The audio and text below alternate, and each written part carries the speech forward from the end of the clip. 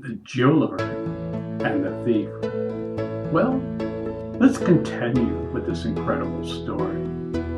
The dragons, when they first saw the youngsters entering the cave many moons ago, weren't interested in the slightest in training man.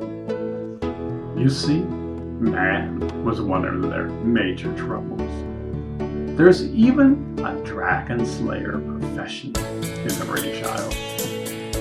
Yet, at that same time, they could see the potential in these youngsters. As a matter of fact, they were more evolved than them when they were young. Back then, the dragons didn't even have a glimmer of light. So, after internal discussion amongst themselves, do you think they can train them? Do you think they can change? You see, even in China and Tibet, war ruled the land.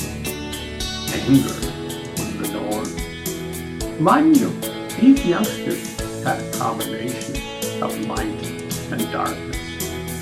They could see both sides of the coin. So the dragons decided to train them. Now their training wasn't like today.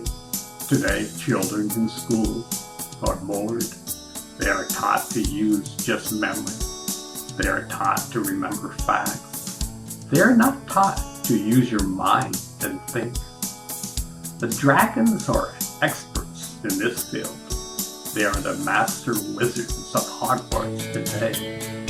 In fact, they are thousands of years ahead in development. Hogwarts teachers would be in nursery school. The dragons would have an advanced PhD study in the universe. They were off the charts.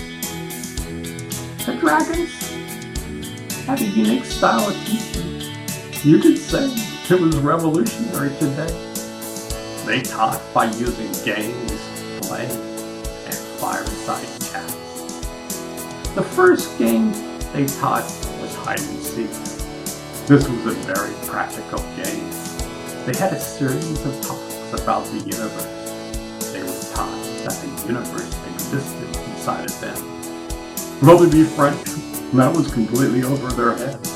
They couldn't even understand one word. So the dragons played a game of hide and seek. The dragons would hide.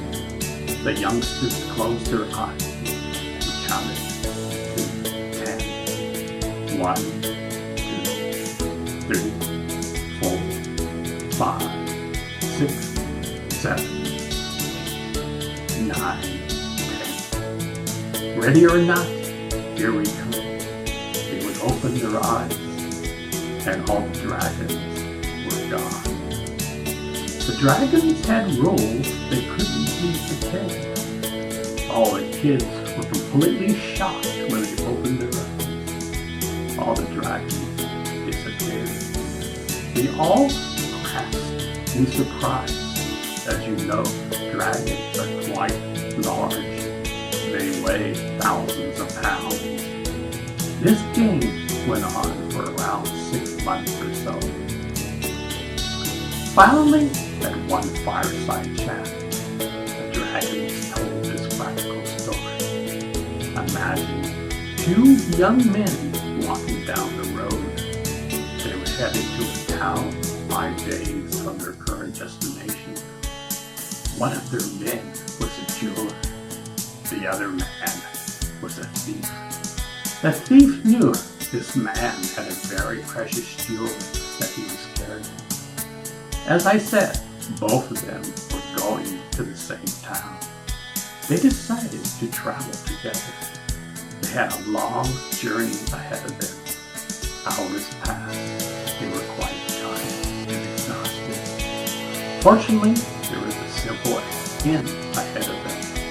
They both decided to spend the night there and share a room together. Both of them decided to have dinner together. The jeweler went first, and a few minutes later, the thief joined them.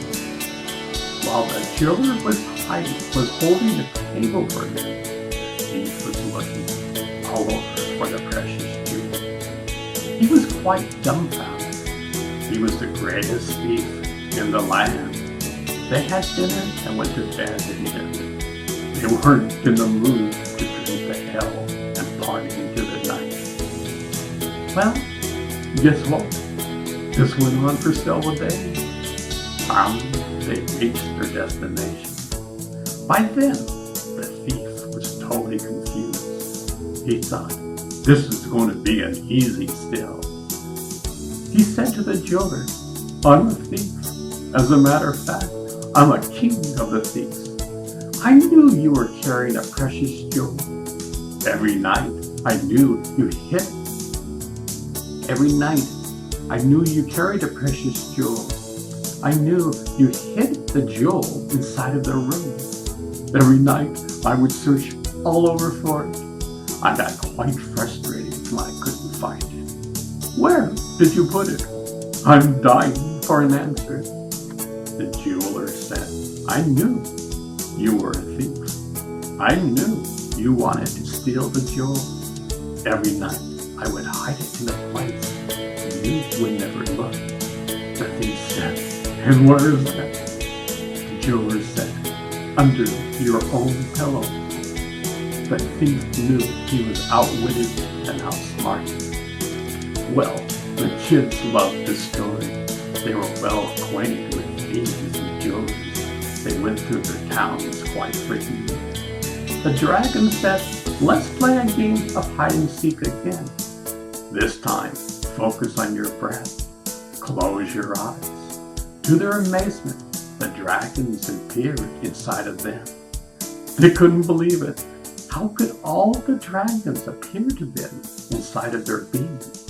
This was the starting point of their incredible adventures. Now, when they played hide and seek, they knew where to look. A single but necessary step took place. They knew it was both an inward and outward journey. The youngsters were thrilled.